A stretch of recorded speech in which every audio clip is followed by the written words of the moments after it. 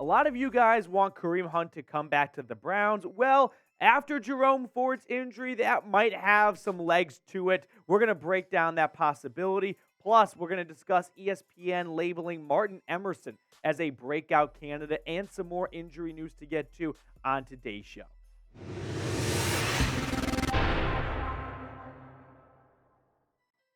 Let's start today's episode off with some unfortunate injury news that we sort of saw coming, but Mary Kay confirmed it when she tweeted out Browns Alex Wright and Isaiah Thomas underwent arthroscopic surgeries Tuesday by Dr. James Voos at University Hospitals. Several weeks of rehab. The word on the street is both of these guys will miss the remainder of training camp and preseason, and Stefanski even said it could bleed into the regular season. No pun intended. So, unfortunate news, no doubt about it. Cleveland's depth chart at the defensive line still remains untouched at the top, and, well, let's be honest, that's what's most important, right? Myles Garrett, Okoronkwo, Zadarius Smith, and Isaiah McGuire still towards the top of the food chain. The Browns did add another edge rusher in Wiley to try and bolster their defensive line. But now let's discuss the possibility of Kareem Hunt coming back to the Browns, which I'm going to say is fake news on our Bernie Kosar rumor heads for scale of believability. So Mary Kay included a bit of a hint of Kareem Hunt potentially coming back to the Browns after the injury to Jerome Ford. And the Browns definitely could be in the mix for another running back. Now, here's the picture of Jerome Ford. We'll throw it on screen for you guys, getting attended to at training camp yesterday. He came down with a hamstring injury, and he's going to miss some time. We don't exactly know how much time. It could go into the regular season, and if that's the case, well, I think the Browns will definitely look to add a running back. But if it's just a week or two, then my speculation is that they are going to hold off on adding another veteran back. But could Kareem Hunt be someone the Browns look into? Well, remember, he was supposed to be signing with the New Orleans Saints. At least that's what Diana Rossini told us earlier today. And all of a sudden, we had Rossini kind of go 0 for 2. The Saints are not expected to sign Anthony Barr after bringing him for a workout.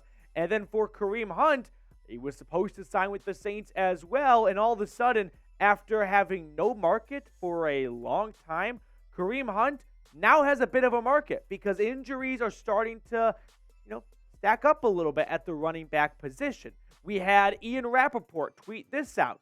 Kareem Hunt had a great visit with the Saints and is now on his way to Indianapolis to meet with the Colts tomorrow. So initially when I saw Jerome Ford's going to miss some time, that's not good timing. Otherwise, they could have brought Kareem Hunt in for a visit and seen where he's at. But now I can say, I don't think Kareem Hunt is in that big of a rush to sign anywhere, right? As long as Jonathan Taylor is away from the team and Alvin Kamara is suspended the first 3 weeks of the season and more injuries are going to come after the first week of preseason, I wouldn't be shocked if Hunt stays around on the block for an extra day or two and see what other offers he can get because he's going to sign for whoever gives him the most money, and the Browns might want to run it back. I don't think so, to be honest with you.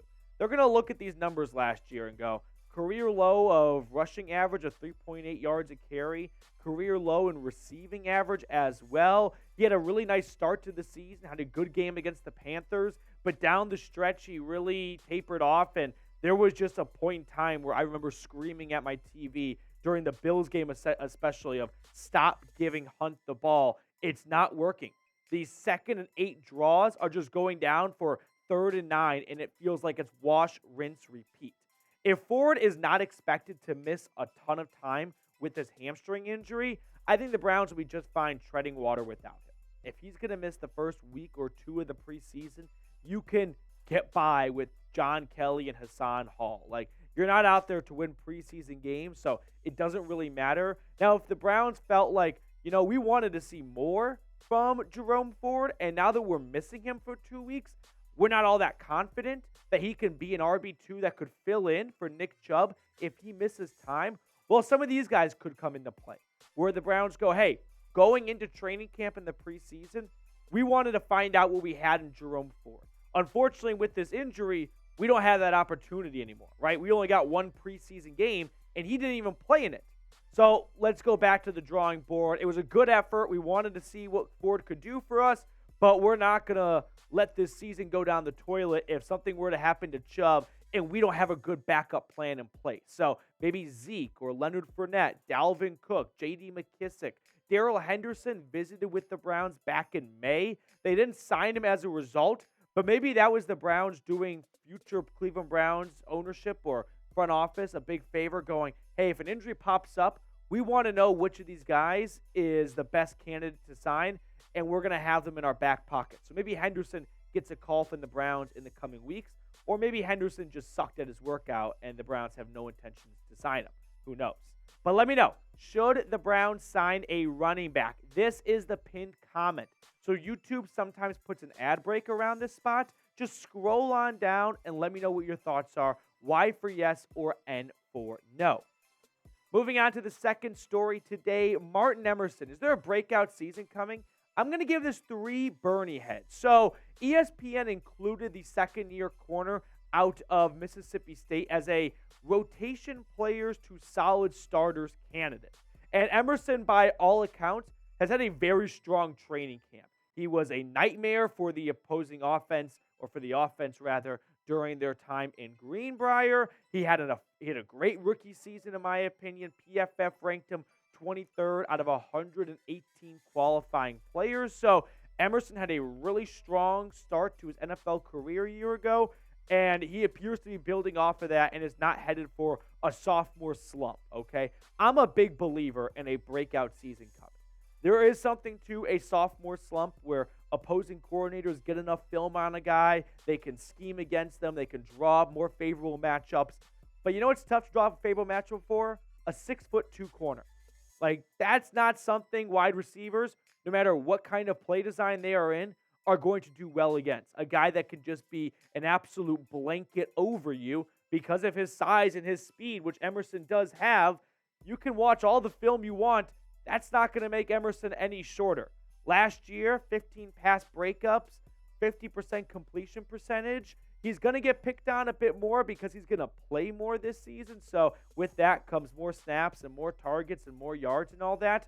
But for me, Martin Emerson, he's going to be one of those underrated players that people don't know until they play the Browns. And they're like, I knew of Denzel Ward, but I felt like 23 was just as good at times. Go talk to Mike Evans about that. In fact, Bill Barnwell from ESPN mentioned that in his write-up, where he said, the third-round pick spent most of his time in the slot. But he also moved around the field, most notably limiting Mike Evans to 31 yards on 9 targets.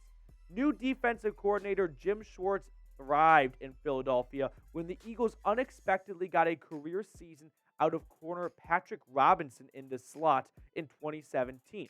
Emerson has to be equally valuable to the Browns to get their defense right this season. I got bad news for Bill. I don't know if he honestly just confused Emerson with Greg Newsome, which, hey, you cover 32 teams, that's going to happen.